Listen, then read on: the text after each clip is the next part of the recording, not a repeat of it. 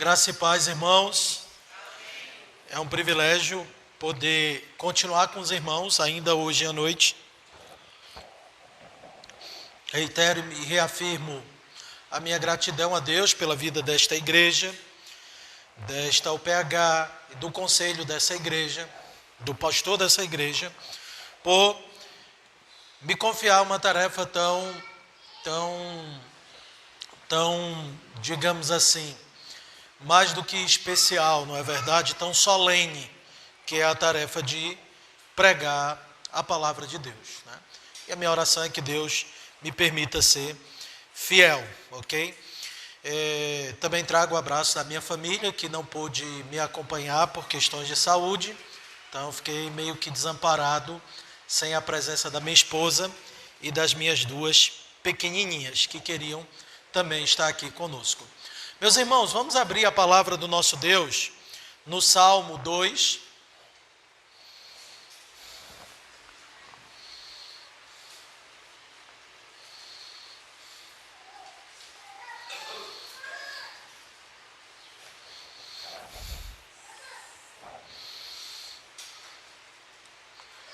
Salmo do nosso Senhor, né? O Salmo 2, do versículo 1 ao 12, eu farei a leitura. Os amados acompanharão nas vossas Bíblias. Por que se enfurecem os gentios? E os povos imaginam coisas vãs. Os reis da terra se levantam, e os príncipes conspiram contra o Senhor e contra o seu ungido, dizendo: rompamos os seus laços e sacudamos de nós as suas algemas. Ri-se aquele que habita nos céus, o Senhor zomba deles. Na sua ira, a seu tempo lhes há de falar, e no seu furor os confundirá. Eu, porém, constituí o meu rei sobre o meu santo monte Sião. Proclamarei o decreto do Senhor. Ele me disse: tu és meu filho, eu hoje te gerei. Pede-me, e eu te darei as nações por herança, e as extremidades da terra por tua possessão. Com vara de ferro as regerás, e as despedaçarás como um vaso de oleiro. Agora, pois, ó reis, sede prudentes, deixai-vos advertir, juízes da terra. Servi ao Senhor com temor, e alegrai-vos nele com tremor. Beijai o filho para que se não irrite, e não pereçais no caminho, porque dentro em pouco se lhe inflamará a ira. Bem-aventurados todos os que nele se refugiam. Vamos orar mais uma vez, irmãos.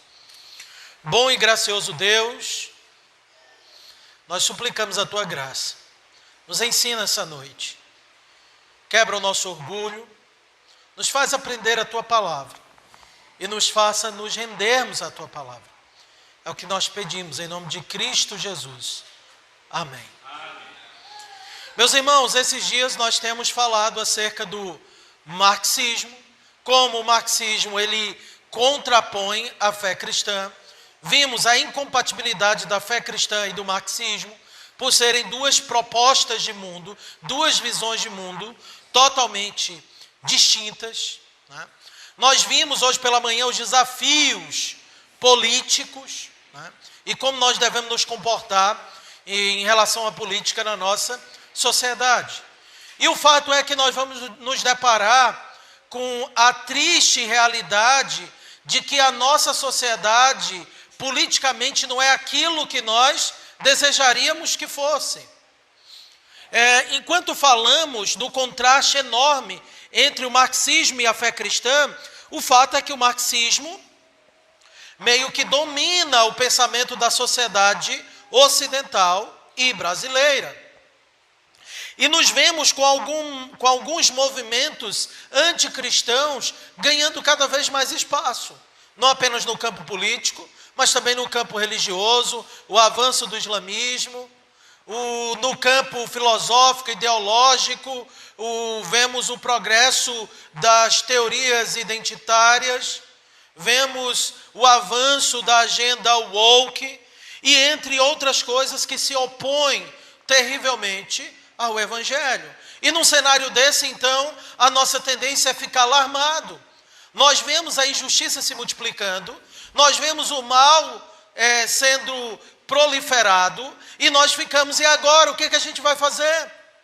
Quem pode deter o avanço das injustiças no nosso país? Quem tem poder contra o Supremo Tribunal Federal? Quem tem poder contra a China ou contra qualquer outra nação? Agora estamos perdidos, é o que alguns imaginam. Outros ainda dizem, não há mais jeito para a nação ou para o mundo. E é aqui onde o cristão precisa, obviamente, se colocar em pé e fazer o devido contraponto. É neste momento em que nós nos levantamos e demonstramos que nós não temos medo do que as nações se transformam. A nossa esperança, ela não está alicerçada nos movimentos ou nas decisões de governantes e das nações. E este Salmo 2 vem para nos trazer a lucidez, para nos dar coragem, para nos dar tranquilidade, para estabilizar os nossos ânimos, alinhar os nossos corações e compreendermos que a nossa esperança nunca esteve na política em si, para que viéssemos a ter paz. Nós não acreditamos que a política ela é redentiva. A política não vai transformar, não vai trazer o reino do céu à terra. Quem apregou a isso são ideologias políticas anticristãs, que têm uma proposta de redenção para a sociedade, que não fluem das Sagradas Escrituras. O Salmo 2, então, essa noite vai nos ensinar que as nações e os governantes das nações devem se curvar diante de Cristo, aquele que é o Rei dos Reis e o Senhor dos Senhores. Novamente, o Salmo 2 vai nos chamar, vai nos orientar, vai nos ensinar que as nações e os governantes das nações devem se curvar diante de Cristo, o Rei dos Reis, o Senhor dos Senhores. E esse salmo vai nos mostrar o seguinte cenário. Se você atentar dos versículos 1 até o versículo 3, nós temos aqui como primeiro ponto as nações e os governantes rebelados contra o Senhor. Veja, olha o que diz o versículo 1 ao 3. Porque se enfurecem os gentios e os povos imaginam coisas vãs. Os reis da terra se levantam e os príncipes conspiram contra o Senhor e contra o seu ungido, dizendo, rompamos os seus laços e sacudamos de nós as suas algemas. De antemão, a gente precisa entender algumas coisas aqui. O Salmo 2 precisa ser lido junto com o Salmo 1. E o Salmo 1 e o Salmo 2 formam a introdução do saltério. Para que você compreenda o saltério, você precisa entender que o Salmo 1 e o Salmo 2, eles formam a introdução do saltério. E aí nós temos algumas razões para isso. Uma delas, o Salmo 1 e o Salmo 2, eles não têm introdução, como o Salmo 3 vai ter, por exemplo, que vai dizer lá, né, Salmo de Davi, quando fugia de Absalão, seu filho. Você não tem isso no Salmo 1 nem no Salmo 2, porque eles já são a introdução do saltério. Segundo, há uma unidade textual, no sentido que o Salmo 1 começa com bem-aventurados e o Salmo 2 termina com bem-aventurados. Eles formam uma unidade. Essa unidade ela é importante, por quê? Quem é o bem-aventurado no Salmo 1? É o homem que não se detém no caminho dos pecadores, não se assenta na roda dos escarnecedores, antes o seu prazer está na lei do Senhor e nela medita de dia e de noite. Quem é o bem-aventurado do Salmo 2? É aquele que se curva diante do Filho, beija a mão do Filho e que se refugia nele. Veja, se eu leio o Salmo 1 divorciado do Salmo 2, eu vou me tornar um pouco moralista, eu vou perceber então que a bem-aventurança, ela está fundamentada tão somente na minha obediência. E é assim? Não, não é assim. Nós obedecemos por graça. E o Salmo 1 e o Salmo 2 mostram essa harmonia. O bem-aventurado que medita na lei do Senhor de dia e de noite é o mesmo que se curvou diante do Filho e que se refugiou nele. É por graça. Ok? Um outro ponto é que os salmos, eles são a mente de Cristo, eles são cristocêntricos, eles apontam para Cristo. Então, mesmo bem-aventurado do Salmo 1 é o que é perseguido no Salmo 2. No Salmo 1, o homem bem-aventurado, ele é perseguido pelos ímpios, aqueles que são escarnecedores, aqueles que têm conselhos infames aqui. Então, esse homem bem-aventurado é perseguido no Salmo 1. E no Salmo 2 nós sabemos qual é a identidade desse homem bem-aventurado. É o ungido, o Cristo, o Messias. É contra ele que os príncipes da terra e que os povos imaginam coisas vãs, né? Veja, a palavra imaginam aqui é medita, tá? Então, enquanto no Salmo 1 o homem bem-aventurado medita na lei do Senhor, os povos aqui meditam nas coisas vãs. E aí você pode fazer uma ponte com o Novo Testamento, lá com Efésios capítulo 2, que você vai aprender que aquele que está morto nos seus delitos e pecados, eles andam segundo o curso do mundo e se fazendo a vontade da carne e dos seus próprios pensamentos. São aqueles que são tolos e que pensam futilidade.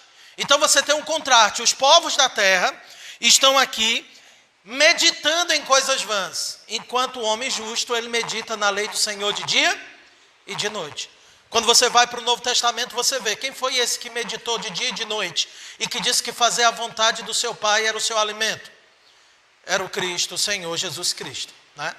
E é por meio dele que a gente também consegue meditar na lei do Senhor de dia e de noite, porque sem ele nós não podemos fazer nada, ok? Então esses salmos, o Salmo 1 e o Salmo 2 formam uma unidade. Tem mais pontos aqui de contato, mas não é meu foco tratar disso. Por exemplo, são os ímpios que escarnecem no Salmo 1. Ele zomba, escarnecer é zombar.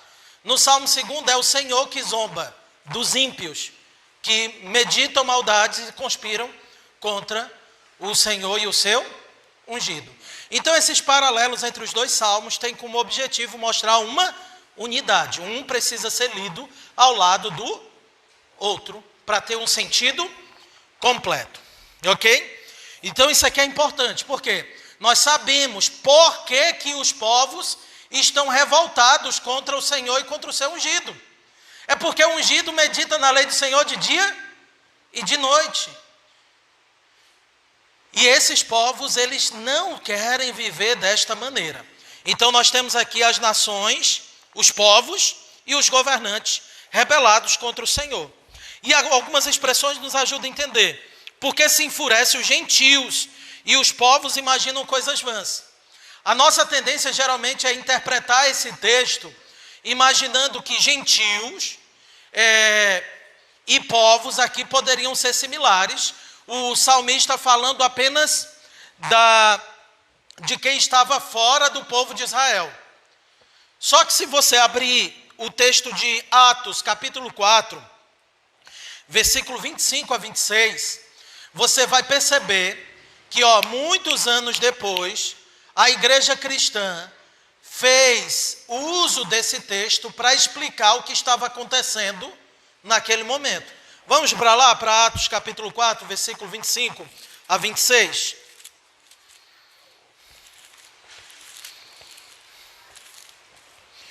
Olha o que diz o texto.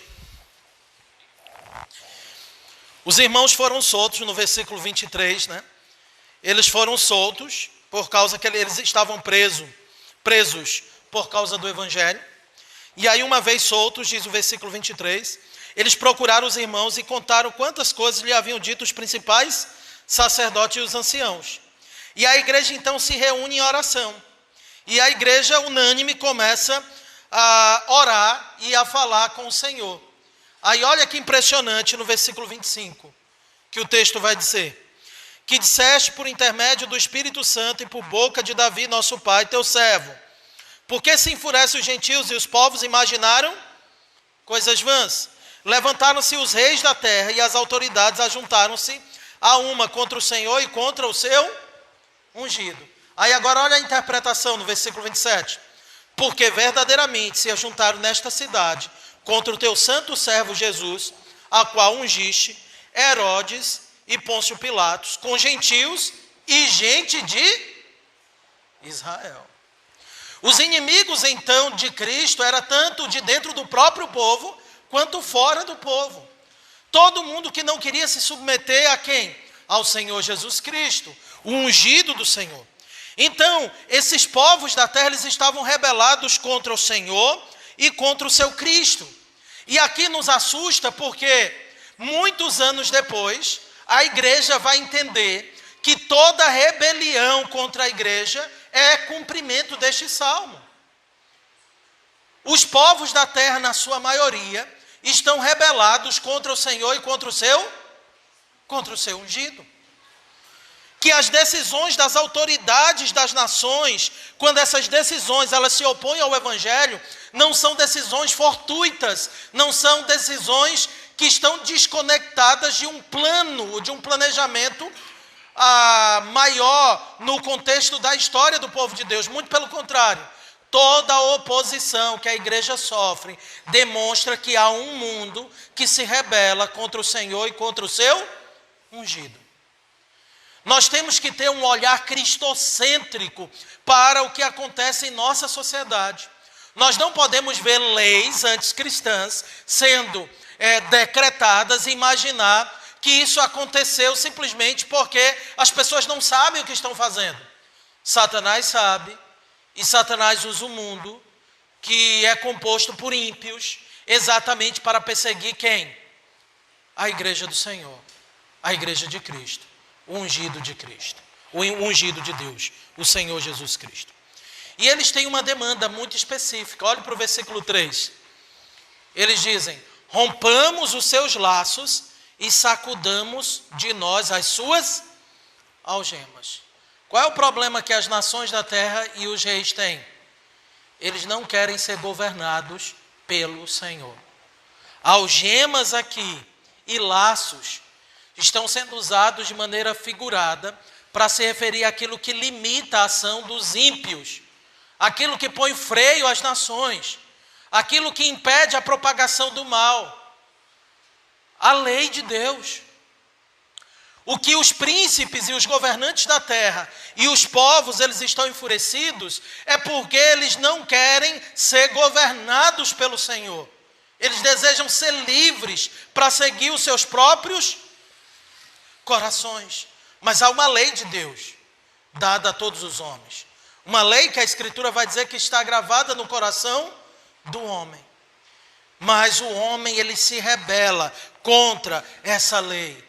Ele se rebela contra a lei do Senhor, contra os limites que o Senhor coloca. E o homem não quer, o homem caído, ele não quer ser governado por Deus. E por que não? Aqueles que estão mortos nos seus delitos e pecados, eles querem seguir o curso do mundo, fazer a vontade da carne e dos pensamentos. Essa é a característica deles. Eles querem ter a sensação aparente de que são governados pelo seu próprio nariz. Eles querem fazer o que dá na sua telha. Mas por mais que eles desejem fazer isso, a lei do Senhor permanece de pé. E porque ela permanece de pé, as nações se agitam. Não é assim que acontece sempre, meus irmãos? A lei do Senhor permanece de pé. O que as nações estão fazendo o tempo todo? Se agitando contra a lei do Senhor. Estão buscando decretar leis que confrontam a palavra de Deus e que se opõem à palavra de Deus. Não é isso? Essa é a revolta das nações. E isso serve como lembrete, meus queridos irmãos, para que compreendamos que este mundo está sob julgamento.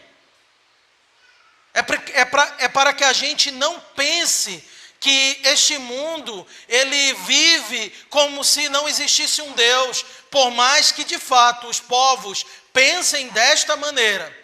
O fato de que esses povos e as lideranças destes povos se rebelam contra a lei do Senhor e contra Cristo, é para que fique evidente para a igreja que este mundo está em guerra contra o Senhor. Sempre foi assim e sempre vai ser assim. Lá o Salmo 2 desmascara isso.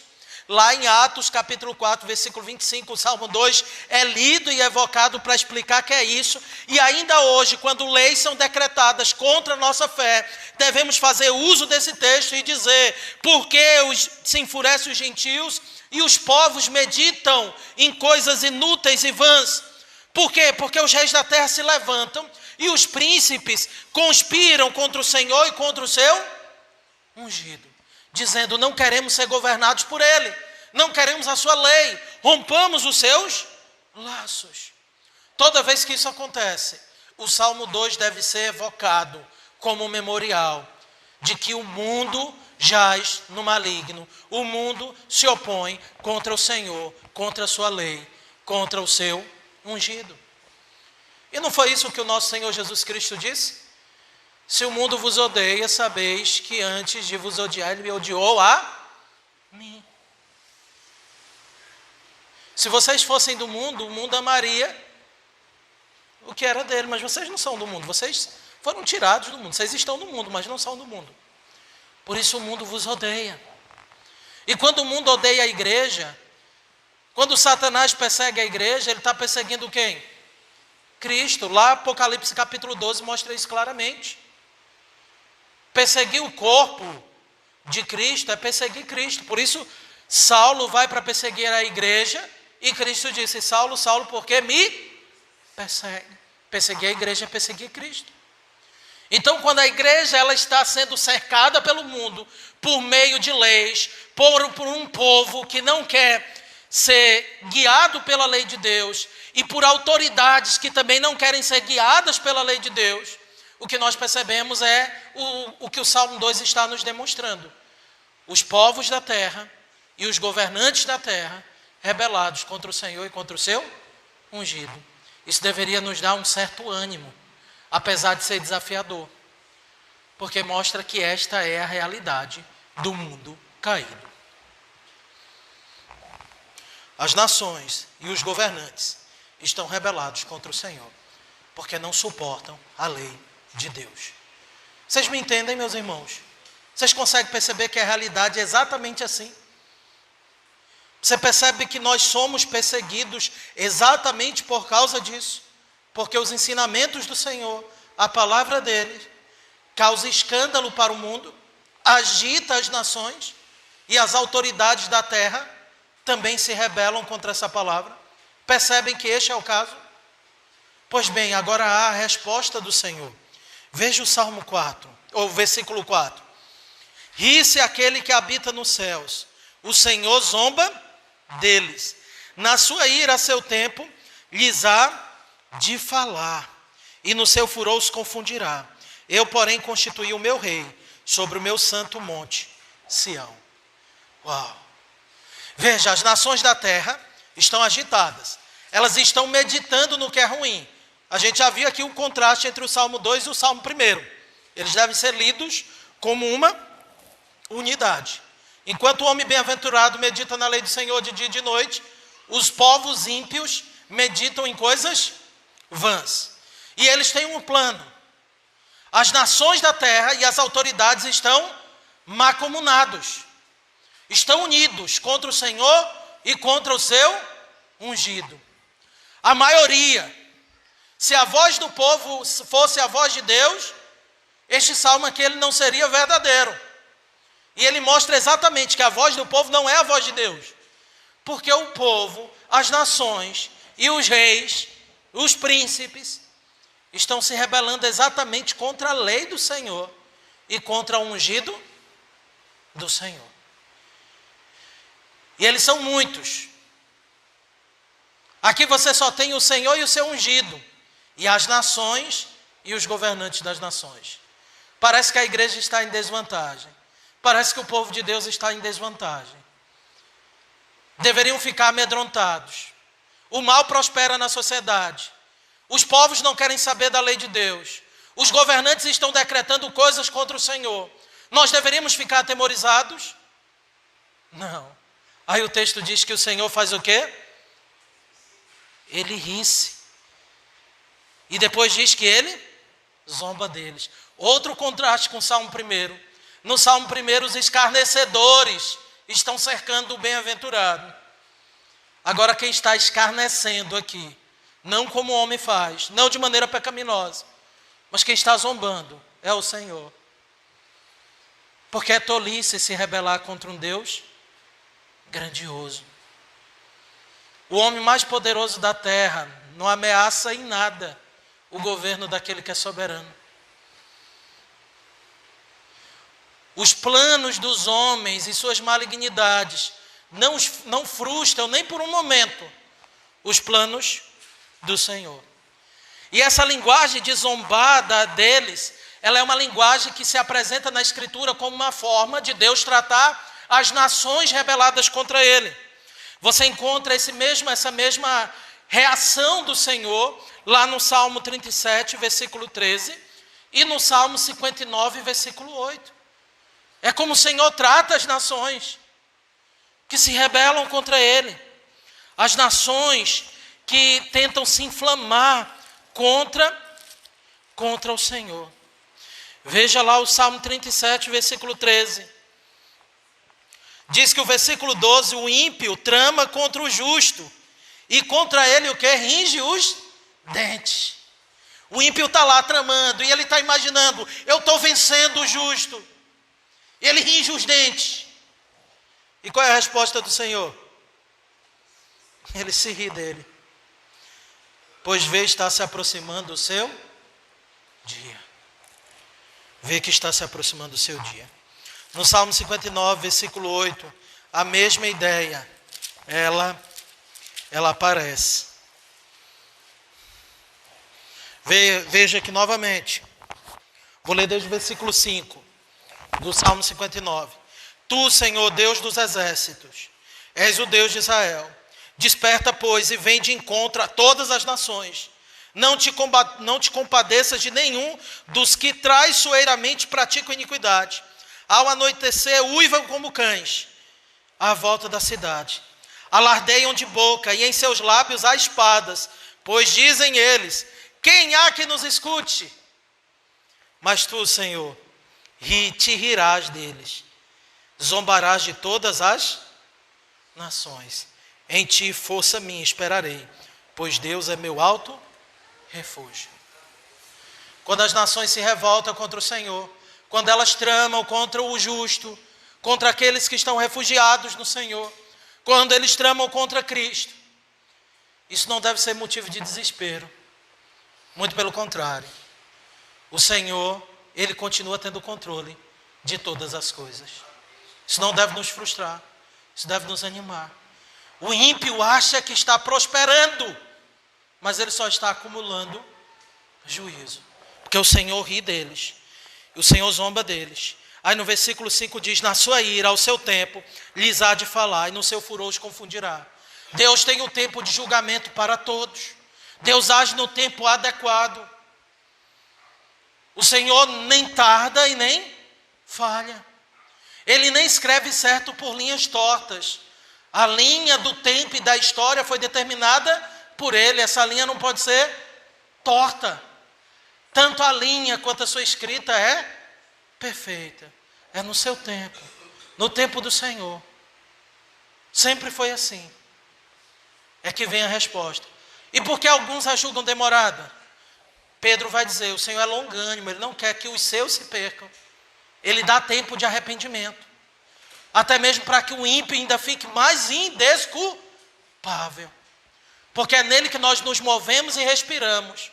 Então, quando o ímpio, ele trama contra o Senhor, ele trama contra o Senhor na força que o próprio Deus o sustém. Porque o próximo fôlego de vida que o ímpio vai puxar, só é possível porque Deus dá. É por isso que o Senhor, Ele é colocado aqui como um rindo. Essa é uma figura de linguagem para mostrar exatamente que toda tentativa de oposição contra o Senhor é ridícula. Não faz sentido. É insensata. Mas no seu tempo o Senhor há de falar. Só que veja que na resposta do Senhor, Ele traz uma revelação fantástica. Ele diz, eu, porém, constituí o meu rei sobre o meu santo monte Sião. Os povos estão rebelados contra o Senhor. E Deus diz: olha, no meu tempo, eu vou manifestar aquele que governa as nações. Aquele que tem um controle absoluto. E nada vai frustrar. Satanás não pode frustrar. Homem nenhum poderá frustrar. O meu rei eu já constituí sobre o meu santo Monte Sião. Monte Sião, ele representa duas coisas aqui importantes no contexto do reinado de Davi. Sião era tanto o local da espiritualidade do povo, o centro da religiosidade do povo, quanto nos dias de Davi também era o centro do governo político do povo. Era o lugar onde o rei habitava, era o lugar onde o templo estava. E aí o Senhor está nos ensinando que é de Sião que vem aquele que governa a igreja e que governa as nações. A solução para as duas coisas é a mesma. Quem? O rei. Quem é esse rei? Cristo. Hebreus vai dizer que nós já chegamos ao Monte Sião. Inclusive, nesse momento, nós estamos em Sião, de acordo com Hebreus. Chegamos à Nova Jerusalém, a cidade santa, a universal Assembleia dos Santos. E o rei se faz presente. E por meio de sua igreja, ele está governando a igreja. E também por meio de sua igreja, ele está anunciando o seu reinado ao mundo, chamando os homens para se submeterem ao seu reinado. A resposta de Deus para a rebelião do mundo é Cristo, é o Rei.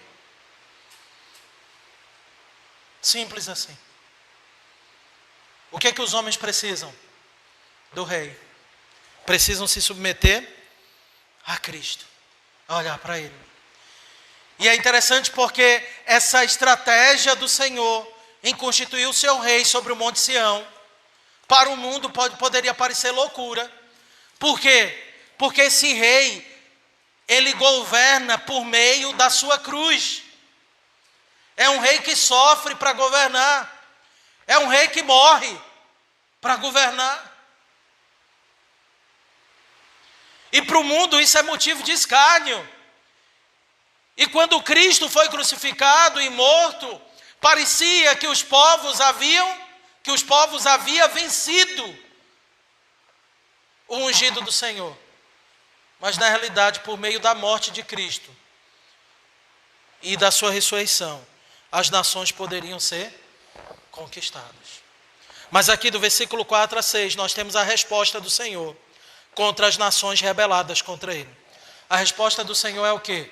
Ele não demonstra preocupação com a agitação dos povos. Isso não frustra o seu plano. Segundo, Deus já tem um plano, e é no tempo certo. E no seu plano para vencer as nações está Cristo. Ele é o Rei que vai conquistar as nações. As nações serão conquistadas por Ele. Fica uma resposta, mas como? Aí o versículo 7 ao versículo 9 nos responde isso adequadamente. Como que este Rei haverá de conquistar as nações? Versículo 7. Proclamarei o decreto do Senhor. Ele me disse: tu és meu filho, eu hoje te gerei. Pede-me, e eu te darei as nações por herança, e as extremidades da terra por tua possessão. Com vara de ferro as regerás e as despedaçarás como um vaso de oleiro. Como é que ele governa as nações? Por sua obra. Através de sua morte e ressurreição. Você diz: pastor, onde é que está isto neste texto? O entendimento clássico do versículo 7 é que o versículo 7 defende a geração eterna do Filho, aquele que é eternamente gerado do Pai. Mas um dos significados do versículo 7 nos é dado pela própria Escritura. Abra lá Atos, por favor, capítulo 13, versículo 33. Atos 13, versículo 33.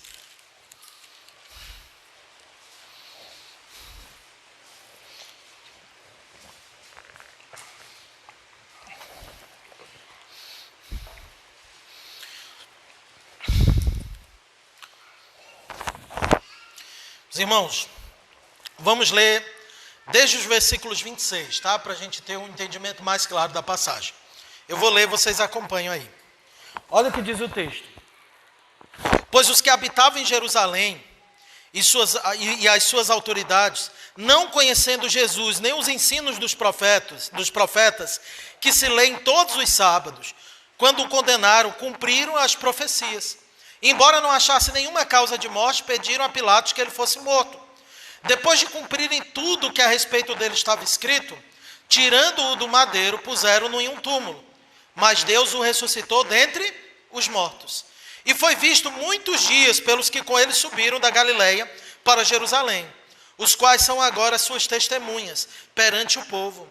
Nós vos anunciamos o evangelho da promessa feita aos nossos pais, como Deus cumpriu plenamente a nós, seus filhos, ressuscitando a Jesus, como também está escrito no Salmo 2: Tu és meu filho e eu hoje te gerei. E que Deus o ressuscitou dentre os mortos, para que jamais voltasse à corrupção. Desta maneira o disse: cumprirei a vosso favor as santas e fiéis promessas feitas ao Senhor. No testemunho de Paulo, em Antioquia, ele vai compreender o Salmo 2 como apontando para o quê?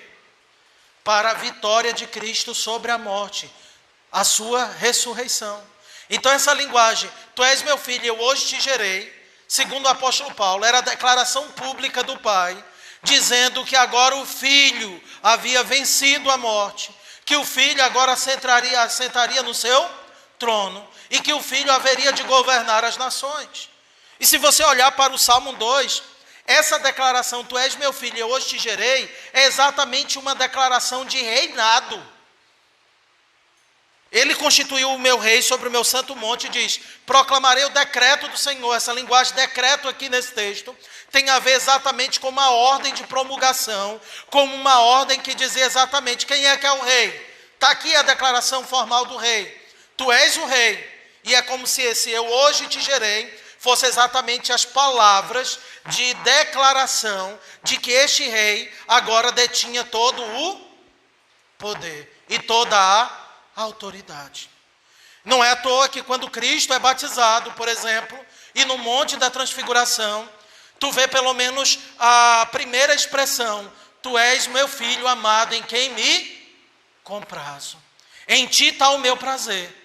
E agora o apóstolo Paulo usa o Salmo 2 para dizer, veja, quando ele ressuscita, o Salmo 2 se cumpre. E por quê? Como é que ele se cumpriria? Tu és meu filho e hoje te gerei. Porque esta é uma declaração de que agora o Filho de Deus, ele seria entronizado sobre todas as nações. E não é exatamente o que nós encontramos no Novo Testamento, quando Cristo ressuscita, Mateus 28. O que é que ele diz no versículo 18 em diante? Toda autoridade me foi dada no céu e na terra. É óbvio que Cristo, sendo uma pessoa divina humana, por ocasião de sua própria divindade, ele é Senhor de toda a história. Mas aqui então ela é uma declaração pública de que o governo dos homens pertencem a ele, ao Senhor Jesus Cristo. Ele tem todo o poder. Então quando ele diz, tu és meu filho, eu hoje te gerei, é uma declaração de que ele o quê? Reinaria sobre as nações. Nós vemos mais: pede-me, eu te darei as nações por herança e as extremidades da terra por tua possessão. Lá em Apocalipse nós vemos a consumação disso, demonstrado da seguinte maneira: diante dele, aqueles que foram comprados pelo sangue dele, procedem de onde? De toda tribo, povos, raças, nações e línguas. Ele é o Senhor das nações. Todas as nações foram dadas a ele. Lá em Apocalipse 20, Satanás é preso para que não mais enganasse as nações. E enquanto Satanás é preso, o próprio Cristo conquista as nações. O próprio Cristo disse que amarrou Satanás e estava o quê? Saqueando-lhes os bens. Cristo é o amado das nações, é o conquistador das nações. As nações são dadas a ele. E no próprio livro de Apocalipse, nós vemos que o que está aqui no Salmo 2 é de fato, concretizado plenamente. Veja o versículo 9. Como é que esse rei governará as nações? Com vara de ferro as regerás e as despedaçarás como um vaso de oleiro. Essa expressão, com vara de ferro as regerás, ela aparece em Apocalipse, atribuída a Cristo, lá em Apocalipse 2, versículo 26 e 27. Aparece lá em Apocalipse 12, 5. E ela aparece lá em Apocalipse 19. Eu peço que vocês abram lá, por favor. Versículo 15. Apocalipse 19, versículo 15. E olha o que está lá. O que está saindo da boca do Senhor Jesus aqui, o verbo de Deus. Porque aqui é uma descrição de Cristo. No versículo 11 diz que o céu estava aberto, e eis um cavalo branco, o seu cavaleiro se chama Fiel e Verdadeiro, e julga e peleja com justiça. Os seus olhos são chama de fogo, na sua cabeça há muitos diademas, tem um nome escrito que ninguém conhece senão ele mesmo, está vestido com um manto tinto de sangue, e o seu nome se chama Verbo de Deus. Ninguém tem dúvida que é Cristo Jesus. Mas olha o que diz o versículo 15. Sai da sua boca uma espada afiada, para com ela ferir as nações, e ele mesmo as regerás com cetro de ferro, e pessoalmente pisa o lagar do vinho, do furor da ira do Deus Todo-Poderoso. Tem no seu manto e na sua coxa o nome escrito: Rei dos Reis, Senhor dos Senhores. O conquistador dos reinos, o conquistador das nações, o Rei dos Reis, o Senhor dos Senhores. Com seu cetro ele governa, e com a espada que sai da sua boca, que é a sua palavra, por meio da qual ele julga as nações, e ele também governa as nações. Veja que resposta espetacular do Senhor. Qual é a resposta para o mundo agitado, para nações rebeladas, para príncipes e governantes rebelados contra o Senhor? A resposta do Senhor é Cristo. E Cristo conquistará as nações. O plano do Senhor será executado a termo, e ninguém poderá lhe deter. E ele governará as nações por meio de sua palavra. E aí então este salmo termina com versículo 10 a 12. Obviamente com uma virada de jogo. O chamado do rei. Como é que começa o salmo? Começa com as nações agitadas, com as nações iradas, conspirando contra o Senhor e contra o seu ungido. Agora vai acontecer o oposto. Há um rei, e o rei está no trono. Ele já se assentou no trono. O trono não está desocupado. As nações têm um rei, que elas reconheçam ou não. No devido tempo, ele virá, inscrito na sua coxa, Rei dos Reis e Senhor dos Senhores. E um dia as nações rebeldes e os governantes rebeldes mancharão a roupa desse rei com seu próprio sangue. Um dia este rei pisará as nações e os seus inimigos. Ele colocará os seus inimigos debaixo dos seus pés. É interessante isso, porque eu falei no versículo 7, que se tu és meu filho, hoje te gerei, aponta para a ressurreição de Cristo. E a ressurreição de Cristo é parte dessa declaração formal de Deus, dizendo: tu és o rei, a tua obra foi aceita, agora senta-te no teu trono. E se você ainda tem dúvida quanto a isso, você pode abrir lá Efésios capítulo 2. E o texto ele é muito claro. Carta do apóstolo Paulo à igreja de Éfeso.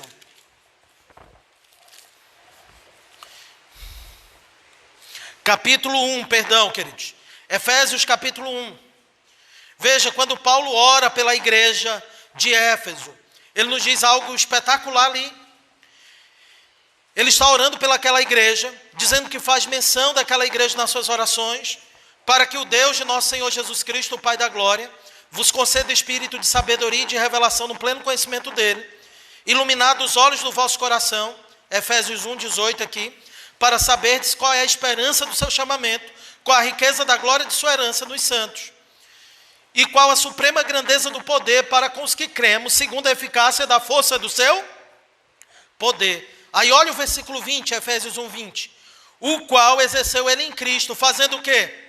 Ressuscitando dentre os mortos, fazendo-o assentar-se à sua direita nos lugares celestiais, acima de todo o principado e potestade, poder e domínio, e de todo nome que se possa referir não só no presente século, mas também no vindouro, e pôs todas as coisas debaixo dos pés, para seu cabeça sobre todas as coisas o deu à igreja, a qual é o seu corpo, a plenitude daquele a que tudo enche em todas as coisas.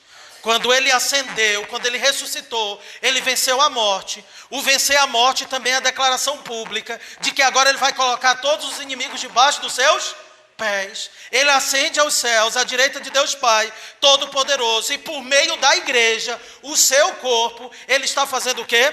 Ele está conquistando as nações, com o seu cetro, por meio de sua palavra, que é a palavra do seu governo. Isso é tão impressionante, que se você abrir lá em Apocalipse 2, versículo 26 e 27, o cetro que pertence a ele, abra lá Apocalipse capítulo 2, versículo 26 a 27. Diz o seguinte, Apocalipse 2, versículo 26 a 27. Ao vencedor que guardar até o fim as minhas obras, eu lhe darei autoridade sobre as nações, e com cetro de ferro as regerás, e as reduzirás a pedaços, como se fossem objetos de barro. O poder que é dele, a autoridade que é dele, ele dá à sua igreja, e por meio da sua igreja, as nações são conquistadas. E qual é a certeza disso? É que ele ressuscitou, ele está no trono, ele reina, e o seu reino jamais será frustrado. Não houve um período na história que se tentou acabar com a igreja, e toda vez que isso foi intencionado, a igreja cresceu, a igreja venceu, porque o rei está no seu trono. E se esse é o fato, queridos, quem é que está em desvantagem? É a igreja? Por Deus, não. São os reis da terra que precisam temer, não somos nós, que temos o cetro de Cristo, por meio do Evangelho. Não somos nós que temos que estar amedrontados, são os inimigos de Cristo, porque o nosso rei, ele está no trono. É por causa disso que Martinho Lutero vai lá e enfrenta Roma com todos os seus cardeais, e quando enxerga aqueles grandes castelos da cidade de Worms, ele escreve a linda poesia: se temos de perder famílias, bens, prazer, se tudo se acabar e a morte enfim chegar, com ele reinaremos. Se ele é o rei, o que a gente vai temer? Alexandre de Moraes? STF? Presidente do Brasil? Presidente da China? Ditadores do mundo? Satanás? Não. Agora é o rei que diz: agora, pois, ó reis, sede prudentes, e deixai-vos advertir, juízes da terra, servi ao Senhor com temor, e alegrai-vos nele com tremor. Vocês estão irados, desejando devorar a igreja, acabar com a igreja, mas é vocês que deveriam temer. É vocês que devem servir ao Senhor, adorar o Senhor, esse é o sentido. Vocês deveriam se curvar diante dele. E veja, o salmista é ousado e diz mais: beijai o filho para que não se irrite. A ideia aqui é literalmente beijar-lhe a mão, é se curvar diante do filho, para que não pereça no caminho. A igreja não vai se curvar diante do mundo e diante dos homens, e nem diante do governo dos homens, mas os homens devem se curvar diante de Cristo e submeter ao seu corpo, que é a sua igreja. E aí diz: porque dentro em breve se lhe inflamará a ira. Ora, o cenário mudou. No início eram as nações que estavam enfurecidas, mas a história termina com o rei enfurecido.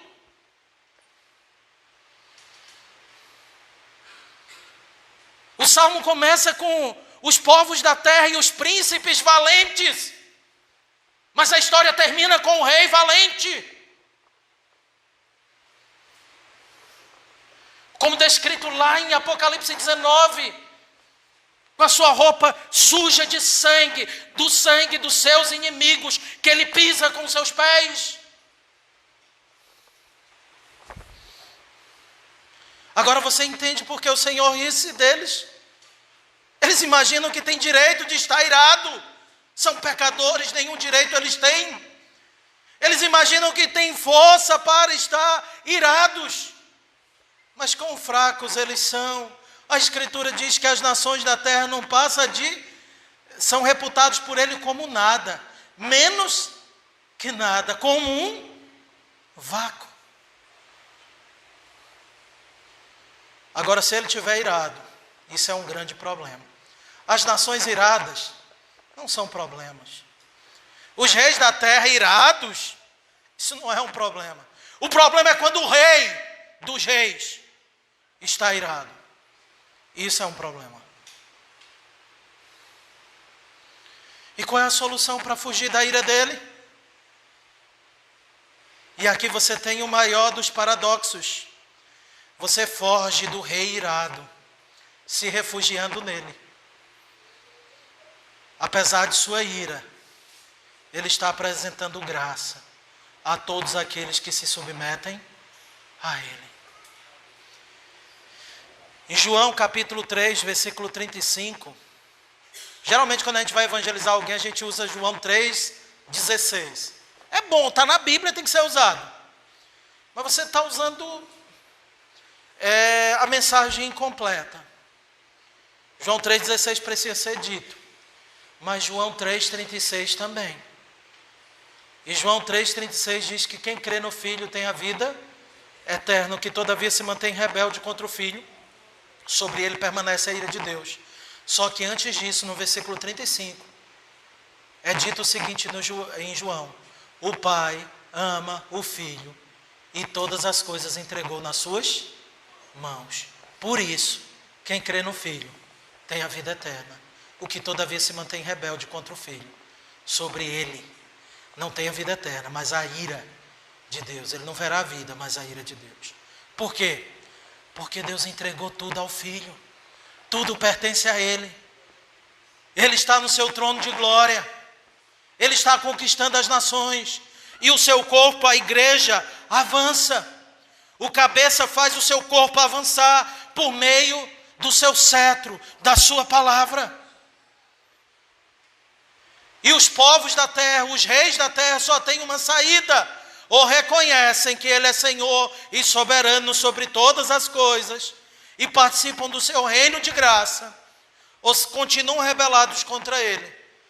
E aí aprenderão acerca do seu reino de poder e de força. Mas um fato é, ninguém consegue escapar do seu reinado e do seu poderio. Assim só existe um Supremo. E não é o Supremo Tribunal Federal ou qualquer outra coisa.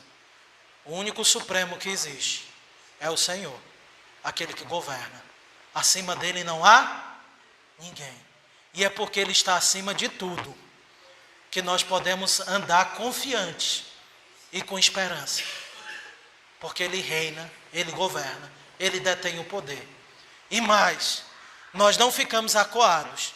Nós temos a mensagem que liberta. A mensagem que o próprio rei usa para transformar rebeldes em submissos.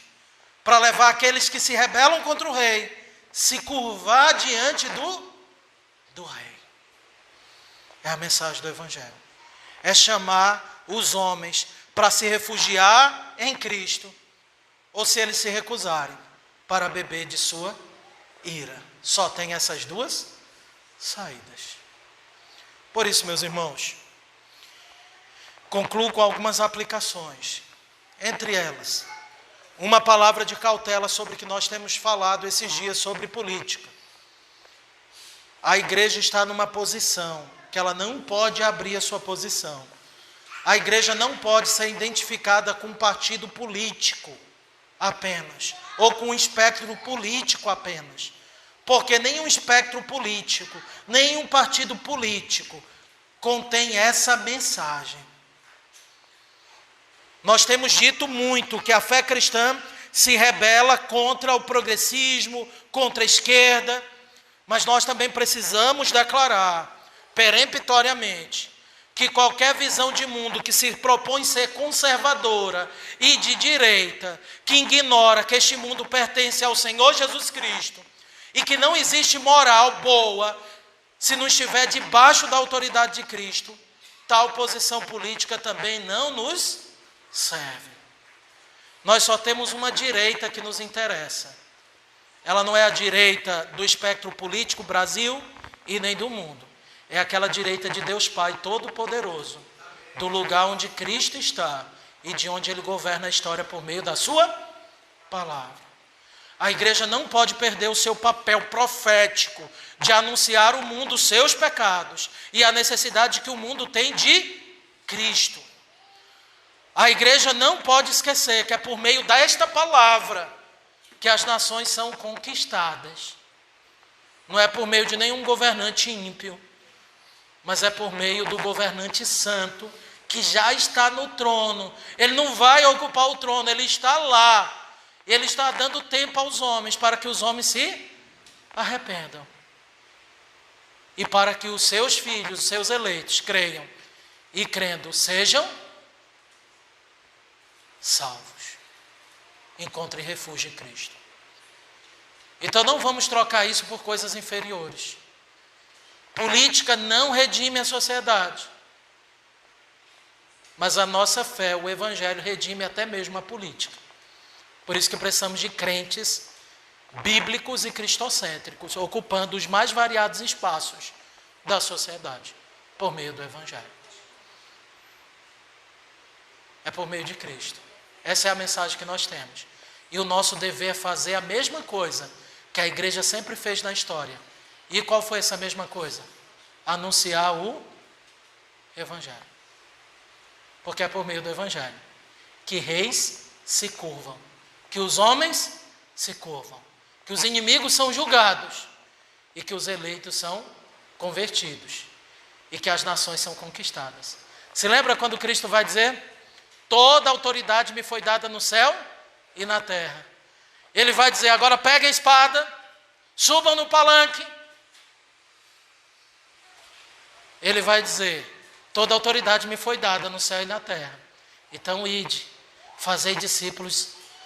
E lá em Mateus 28, tá? A nossa tradução, ela não ficou muito boa, porque diz assim: ide, fazei discípulos de todas as nações. Não existe esse de na língua grega. A ordem lá: ide, fazei discípulos a todas as nações. E o final que nós vamos encontrar, na consumação, é todas as nações curvadas diante daquele que é o Rei dos Reis e o Senhor dos Senhores.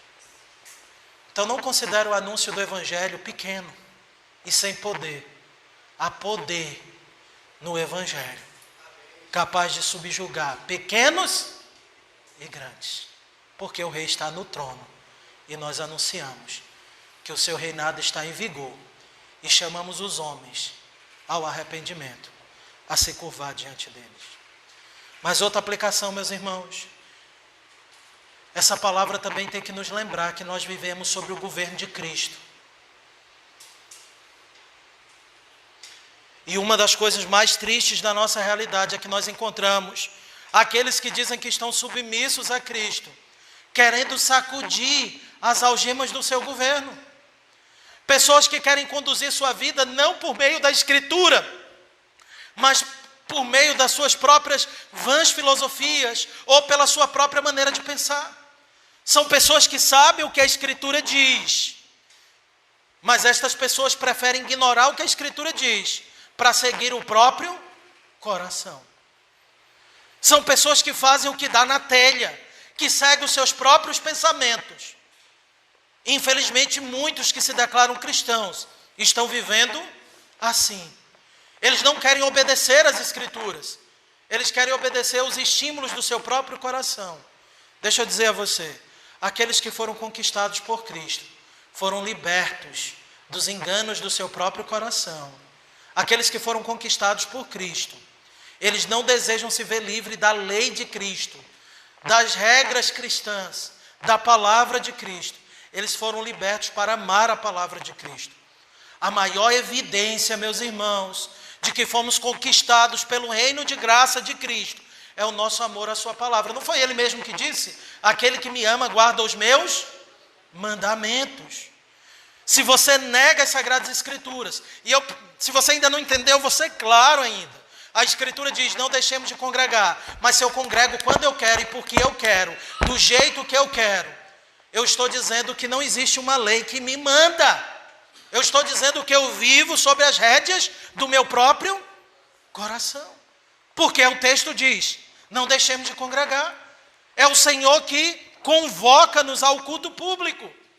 Mas se eu seleciono quando eu vou congregar e quando eu não vou, eu estou mostrando que eu não estou vivendo pelas rédeas, pelos laços de amor de Cristo, mas no meu próprio coração. Mas você pode aplicar isso a várias outras áreas da sua vida. Quando o Senhor requer algo de ti, e você diz, não, eu não vou atender, você não está demonstrando que está submisso a Ele. Você está demonstrando que talvez você ainda não foi liberto.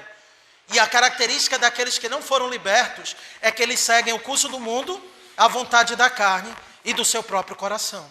Mas aqueles que foram conquistados por Cristo e redimidos por Ele, amam a sua lei, amam a sua palavra, porque foram redimidos para isto, para amá-lo e para demonstrar esse amor. Então não adianta dizer ao mundo que há um rei no trono e que esse rei convida, convoca e chama os homens a se submeter a ele, quando você mesmo não se submete a esse reinado. E se você não se submeter, no dia da consumação, na roupa do Cristo, que tem escrito nas suas coxas, Rei dos Reis e Senhor dos Senhores, na roupa dele também estará o teu sangue. Você será pisado também por ele, porque ele pisará aqueles que são rebeldes contra ele e que não foram conquistados por ele. E uma evidência de quem foi conquistado por Cristo é que obedece à voz dele. Ele disse, as minhas ovelhas ouvem a minha voz e me seguem. Você ouve a voz do rei? Então possivelmente você se refugiou no rei. E se você não se refugiou no rei, eu convido você a se refugiar, a se arrepender dos seus pecados e a dizer, já não sou eu mais quem vive, mas Cristo vive em mim. A se refugiar nele, a abrir mão dos teus termos, abrir mão dos teus pressupostos, abrir mão de tua própria vontade, do teu eu, do teu orgulho e se curvar diante daquele que é o rei. Pare de ser rei do teu próprio coração e do teu próprio nariz, porque se você for rei de si mesmo, você vai ser pisado por aquele que é o rei dos reis. Se submeta a ele. Ele te chama graciosamente. Experimente da graça que está proposta nele. Ignore isso. Negue o governo dele. E você experimentará do juízo dele. Ele promete graça, mas ele também traz juízo. Ele anuncia a sua palavra, mas ele despedaça também com ela. Que Deus nos dê a graça de nos submeter ao rei que governa as nações e anunciar este evangelho para que os homens, povos e reis da terra se curvem diante daquele que governa e que está no trono. Que Deus nos abençoe. Amém.